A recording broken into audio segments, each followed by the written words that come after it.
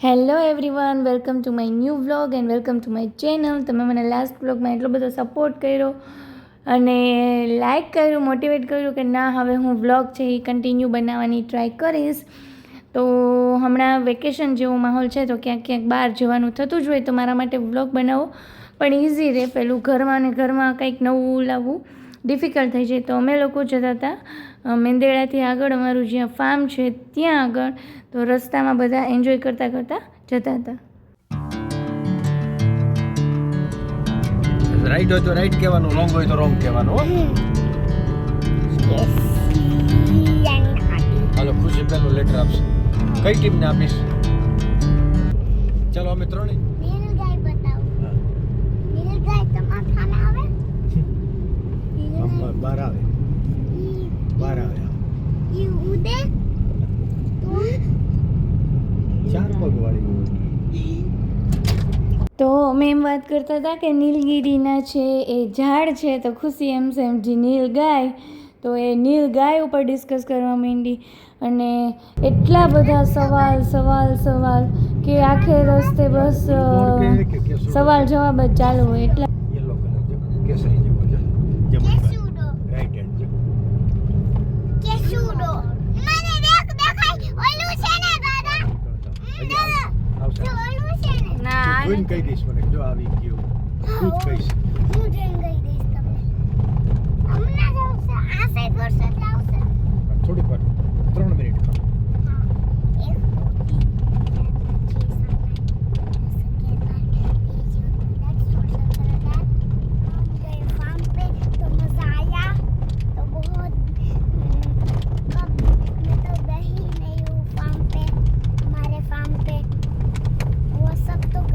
એક तू भी गई है अभी लेकिन गई। तुम्हें याद नहीं है, मैं दिखाती हूँ.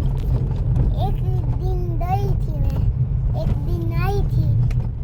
તો ફાઇનલી ફાર્મ ઉપર પહોંચી ગયા હતા અને ખુશીબેન ને એના ફ્રેન્ડ્સના ફોટોઝ ક્લિક કરતા હતા પપ્પા.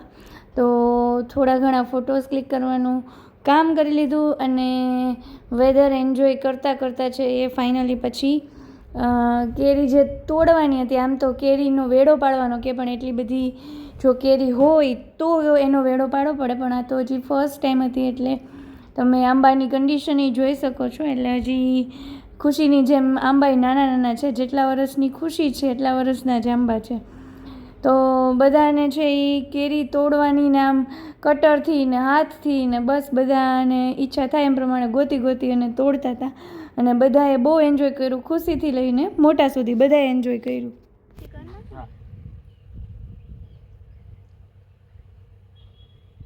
હું દઈશ, ઓકે? હવે આને કેમ કટ કરવાનું? અહીંયાથી કર. ઓકે. આઈએ પાપા. હજી નાખું. હા, હવે ક્યાં? ભલે. તું ગોત ક્યાં દેખાય? હાલે આ નાખી દે. લાવ. લે. એ લ્યો જોરે એક નાનીકડી. નાનીકડી. શું છે બેન એમાં?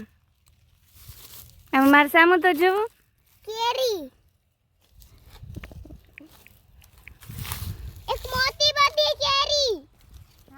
મેં એવી રીતે મારી કુર્તીમાં હું કેરી કલેક્ટ કરતી હતી તો ખુશીને એમ થયું કે હું પણ એમ કેરી ભેગી કરું, એટલે એ પણ એવી રીતે ખોડામાં ભેગી કરતી હતી. અને બસ પછી મેં મોબાઈલ મૂકી દીધો હતો સાઈડમાં અને કીધું હવે થોડીક કેરી તોડવાનું લાવો હુંય લઈ લઉં.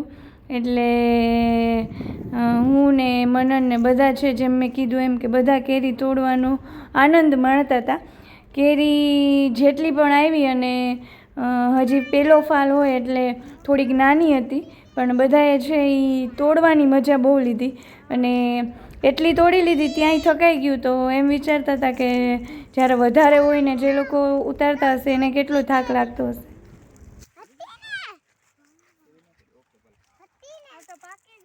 તો તોડી લીધા પછી 2-3 પાકી કેરી પણ નીકળી ગઈ હતી એટલે પછી બાળકોએ ખાવાનો આનંદ લઈ લીધો અને પછી અમે ત્યાંથી થઈ ગયા હતા return. A few moments later.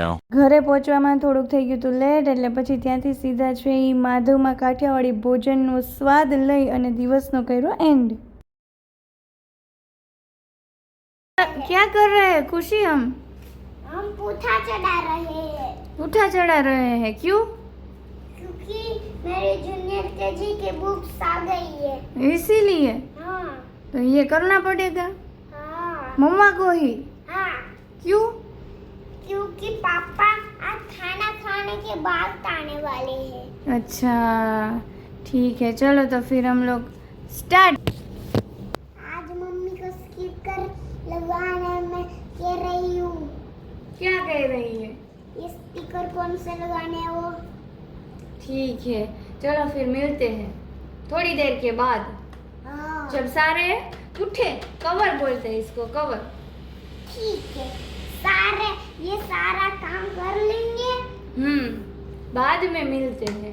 हाँ और में मिलते हैं। The next day. તો પછી ખુશીની ડિમાન્ડ હતી કે હું માવા મલાઈ કુલ્ફી છે એ બનાવી દઉં. તો બેઝિકલી આની પહેલાં મેં બે બનાવી હતી તો ત્યારે થોડુંક જામવામાં પ્રોબ્લેમ છે તો કે કુલ્ફી જામતી નહોતી. એનું રીઝન પણ ખબર પડી ગઈ કે થોડુંક વધારે થીક બેટર થઈ ગયું હતું.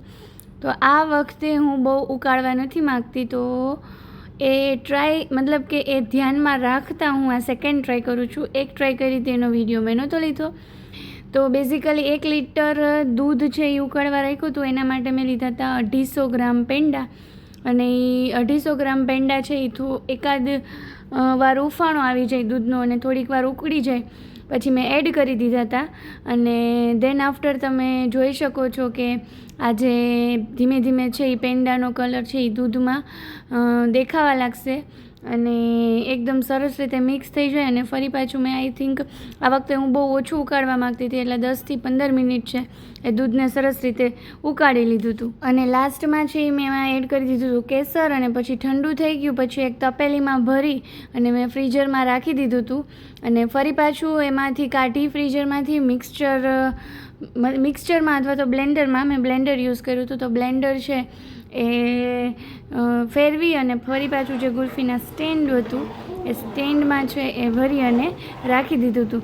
તો this is the final process કે આજે મેં કીધું એમ કે ભરી દીધું. અને હવે આ એક 2 સ્ટેન્ડમાં ભર્યું હતું, તો આ જ્યારે નીકાળતી વખતે મેં છે એ થોડુંક પાણીમાં રાખ્યું હતું અને પછી છે એ ઇઝીલી છે એ ગુલ્ફી નીકળી ગઈ હતી. તો ધીસ ઇઝ ધ માવા મલાઈ કુલ્ફી રેસીપી.